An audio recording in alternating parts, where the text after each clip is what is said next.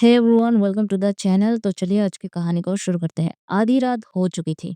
पूरे शेखावत मैंशन में pin drop silence था। सन्नाटे में डूबी उस रात में एक कमरे का दरवाजा हल्के से खुला। अंदर से एक साया निकला जिसने पहन रखी थी ब्लैक जैकेट और ब्लैक पैंट। कलाई पर चमक रही थी एक रोलेक्स की घड़ी और पैरों में थे भारी बूट्स। अपने कमरे से बाहर निकलते ही उसने अपने आसपास के गलियारों को परखा। जब उसे यकीन हो गया कि कोई नहीं है तो वो सीढ़ियों से होते हुए लिविंग एरिया में आया और बेहद हल्की आवाज के साथ दरवाजा खोलकर मेंशन से निकल गया, मानो कोई प्रोफेशनल चोर हो। वो शख्स बाहर आते ही गैरेज से अपनी गाड़ी निकालती है और उसे लेकर मेंशन के बाहर निकल गई। लेकिन बेचारी को क्या पता पता था कि कोई है जो उसे बाहर जाते हुए देख चुकी थी। सैम इतनी रात को कहाँ जा रही है? कहीं उसकी कोई गर्लफ्रेंड तो नहीं? नहीं, ये नहीं हो सकता।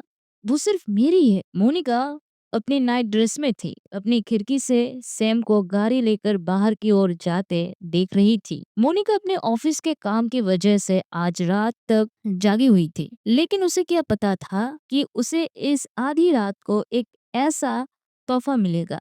उसकी आंखों में अब क्यूरोसिटी और जलन दोनों साफ दिख रहे थे। वही हाईवे पर सैम अपनी गाड़ी को तेज रफ्तार से दौड़ाए जा रही थी। अंदर इंग्लिश गाने फुल वॉल्यूम पर बज रहे थे, मानो वो अपने अंदर के उथल पुथल को दबाना चाह रही हो। कुछ ही पलों में गाड़ी एक लंबी ऊंची बिल्डिंग के पास आकर रुक गई। उसने गाड़ी को परफेक्टली पार्क किया और बाहर निकल गई। ये थी मरियाना ट्रांस, जो अपने डिलीशियस खाने और प्रीमियम पार्टीज के लिए जानी जाती थी। लेकिन जितनी बाहर से ये सफेद और चमकदार दिखती थी, उतनी ही काली थी ये अंदर से, क्योंकि इसी मरियाना ट्रांस पर होती है कई सारे ब्लैक डील्स और सीक्रेट एक्टिविटीज, जिनमें से एक में आज शैम हिस्सा लेने वाली थी। सैम ने एक नजर अपने अगल बगल घुमाई और फिर आत्मविश्वास से एंट्रेंस पर खड़े गार्ड्स की ओर चल दी। जैसे ही वो एंट्रेंस के पास पहुंची, जो दो गार्ड सिक्योरिटी पर थे, उन्होंने हाथ से सैम का रास्ता रोकते हुए बेहद कोल्ड टोन में कहा, पास। सैम ने सुना तो बिना एक पल गवाए झट से अपने जैकेट के अंदर से एक कार्ड निकाला और अपने मोबाइल पर एक इमेज निकलकर उन गार्ड्स को थमा दी। गार्ड्स ने दोनों चीजों को कुछ देर तक परखा। उनकी आंखों में हल्की सी हैरानी दिखी। फिर उन्होंने सैम के लिए रास्ता खोलते हुए कहा, वेलकम टू द पार्टी। जिस पर सैम ने बस सिर हिलाया, अपने सामान को वापस अंदर रखा और अंदर की ओर चली गई, जहां से तेज म्यूजिक और लोगों के शोर की हल्की आवाज आ रही थी। जैसे ही सैम अंदर आई, उसने देखा लोग अपने ही पार्टी में मग्न थे। तेज म्यूजिक, जगमगाती लाइट्स और हंसी ठिठोली का शोर था। पर सैम उस चकाचौंध में नहीं रुकी। उसकी नजर सीधे लिफ्ट सेक्शन की ओर बढ़ गई। बाहर दो लिफ्ट थी, एक सुनहरी, दूसरी काले रंग की। सैम ने काले लिफ्ट की ओर अपने कदम बढ़ाए। वहां पहुंचते ही उसने एक सीक्रेट पासपोर्ट टाइप किया। जैसे ही पासपोर्ट टाइप हुआ, लिफ्ट एक हल्की से क्लिक के साथ अचानक खुल गई। सैम झट से अंदर घुस गई और उसने सीधे अंडरग्राउंड लेवल का बटन नंबर 10 दबा दिया। आज जिस पार्टी में सैम शामिल होने वाली थी, वो कोई आम पार्टी नहीं थी, बल्कि एक फाइट पार्टी थी, जिसका बजट पूरे 1,000 करोड़ का था। लेकिन सैम को इस पार्टी की कोई परवाह नहीं थी। उसका तो बस एक ही मकसद था, अपने टारगेट के करीब जाना। तकरीबन आधे घंटे तक लिफ्ट में रहने के बाद लिफ्ट अपनी मंजिल पर आ गई। जैसे ही लिफ्ट खुली और सैम बाहर आई, उसे एक और बिल्कुल खाली हॉलवे मिला। सन्नाटा इतना गहरा था कि अपनी धड़कन भी सुनाई दे जाए। इसे देखकर सैम घबराई नहीं, बल्कि सीधे आगे बढ़ती चली गई। कुछ ही पलों में वो एक और काले दरवाजे के पास पहुंची। वहां जाते ही उसने दरवाजे पर 2 बार नॉक किया, इंतजार में कि अंदर से क्या जवाब आता है। पासपोर्ट दरवाजे पर नॉक होते ही दरवाजे में ही एक छोटा सा बॉक्स खुला, जैसे एयरपोर्ट पर होता है। सैम ने बिना हिचकिचाए कहा, 96528। जैसे ही सैम ने पासवर्ड बोला, दरवाजा एक सॉफ्ट हिसिंग साउंड के साथ खुल गया और सैम अंदर की ओर बढ़ गई। अंदर आते ही सैम ने माहौल को गौर से परखा।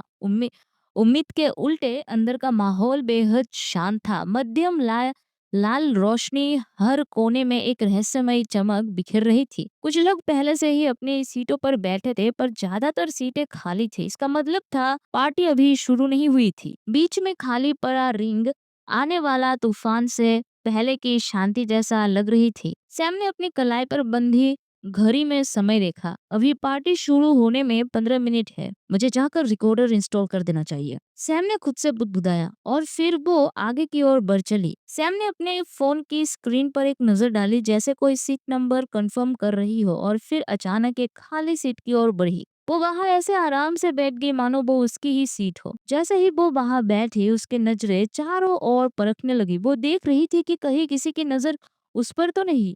जब उसे एहसास हुआ कि कोई उसे नहीं देख रहा है, तब उसने धीरे से अपने जैकेट के अंदर हाथ डाला और तभी उसने कुछ अपनी उंगली के अंदर दबोकर बाहर निकाला, एक छोटा चमकता हुआ डिवाइस। और फिर उसने उसे टेबल के ठीक नीचे लगा दिया। एक हल्की सी क्लिक हुई जो सिर्फ सैम को सुनाई दी। जैसे ही सैम ने अपना पूरा काम कर लिया, वो उस जगह से उठी और अपने फोन पर देखती हुई बुदबुदाई, लगता है ये मेरी सीट नहीं है, लगता है ये मेरी सीट नहीं है। सैम ने ऐसे एक्ट किया मानो वो गलती से किसी और की सीट पर बैठ गई हो। फिर उसे वो दूसरी सीट की ओर अपने सीट नंबर के साथ मैच करने लगी और ठीक 3 टेबल बाद जाकर बैठ गई। सीट पर बैठते ही सैम ने अपने कान पर एक ब्लूटूथ डिवाइस लगाया और उस डिवाइस को पूरी तरह से अपने बालों के नीचे छिपा लिया, ताकि किसी को पता ना चले। और तभी अचानक पूरा लंबा बड़ा हॉल अंधेरे में डूब गया। एक पल के लिए सन्नाटा छा गया और फिर ग्रीन, रेड, ब्लू जैसे रंगीन लाइट्स एक एक करके बिखरने लगे और इसी के साथ लोग भी अंदर आने लगे। सैम एक एक करके सभी को देखने लगी, जिन्हें देखकर सैम के होठों पर एक हल्की सी मुस्कान आई। सारे तो वीआईपी है, उसने खुद से कहा। तभी पूरे हॉलवे में एक दमदार आवाज में अनाउंसमेंट होने लगी, ladies and gentleman, now the show is going to start. Sam ने अनाउंसमेंट को सुनते हुए आराम से अपनी कुर्सी पर बैठ गई कि उसकी निगाहें रिंग पर टिकी थी कि तभी उसके ब्लूटूथ से एक धीमी सी आवाज आने लगी, मिस्टर शेखावत, आपको लगता है आज के मैच पर आपका मुनाफा होगा?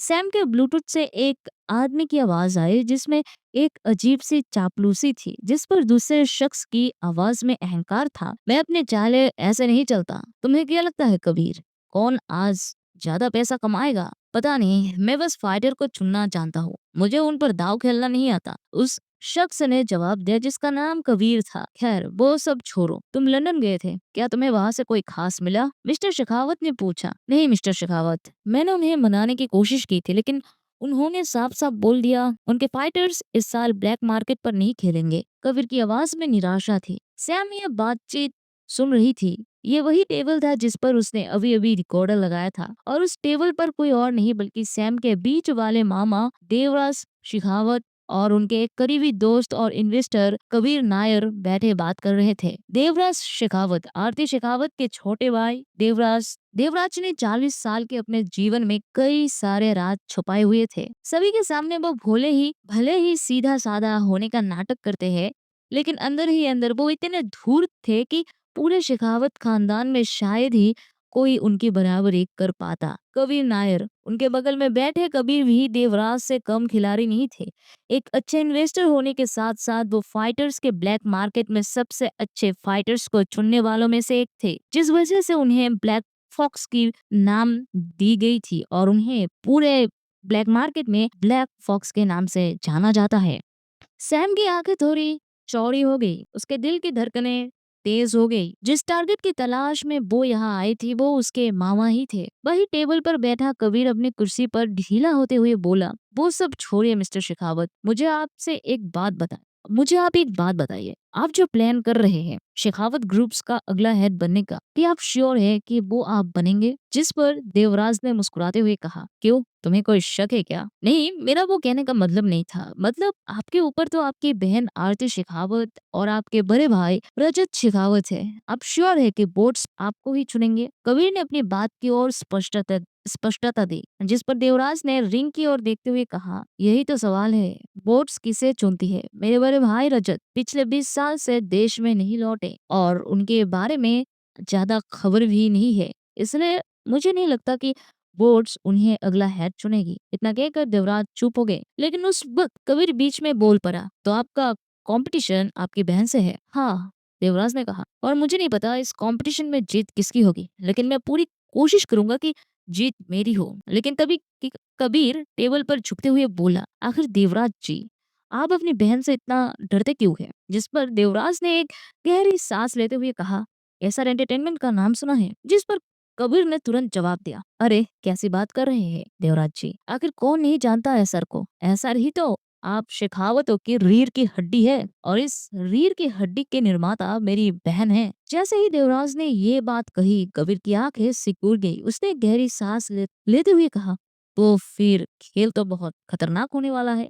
हाँ, देवराज ने अपनी आंखों की पुतलियों को सिकुड़ते हुए कहा, और इसीलिए अपने पैसों को मैं यहाँ इन्वेस्ट कर रहा हूँ। मुझे नहीं पता एक बार मेरी बहन हेड बन जाए तो वो क्या करेगी, इसलिए अपने फ्यूचर को सिक्योर करना बहुत जरूरी है। लेकिन कबीर के अगले सवाल ने देवराज को थोड़ा सकपका दिया। क्या आप रूम नंबर 407 की वजह से अपनी बहन से डरते हैं? ये सुनते ही देवराज को मानो गुस्सा आ गया और वो एक ठंडी आवाज में बोले, उस बारे में बात मत करो। जिस पर कबीर चुप हो गया और आगे कुछ नहीं बोला। लेकिन उन्हें क्या पता था कि कोई है जो उनकी पूरी बातचीत सुन चुकी थी, और वो कोई और नहीं बल्कि सैम थे। उसकी आंखों की पुतलियां भी सिकुड़ चुकी थी और वो अपने आप से धीरे से बोली, रूम नंबर 407। लेकिन सैम को भी क्या पता था कि उसके लिए एक और तूफान तैयार था। हाईवे पर एक गाड़ी तेजी से चल रही थी। गाड़ी के अंदर दो लोग बैठे थे, पीछे की सीट पर एक लड़की और आगे एक आदमी। बटलर अंकल, और स्पीड बढ़ाओ, पीछे से आवाज आई। जिस पर गाड़ी चला रहा शख्स बोला, जी छोटी मालकिन। गाइस, ये थी आज की कहानी। कैसे लगी कमेंट्स पर जरूर बताना, और अगर तुम्हें ये पसंद आई हो तो लाइक जरूर करना। और हाँ, जो लोग नए हो चैनल पर तो भाई चैनल को सब्सक्राइब कर दो और मेरे साथ जुड़ जाओ एक नई कहानी के दुनिया में। तो गाइस, साथ ही में मैंने एक पोल रखा है जहाँ पर मैंने हमारी इस कहानी के बारे में कुछ वोटिंग करवाई है। तो अगर आपको टाइम मिले तो आप जाकर वहाँ पे जाके वोट कर सकते हैं। और हाँ, मेरे प्यारे ऑडियंस, इस वीडियो पर अगर 100 के हाई पॉइंट्स क्रिएट हो जाते हैं तो कल आपको मिलेंगे 2 एक्स्ट्रा एपिसोड्स। तो जल्दी से हाइप कर दो। मिलते हैं अगले एपिसोड में। Bye bye.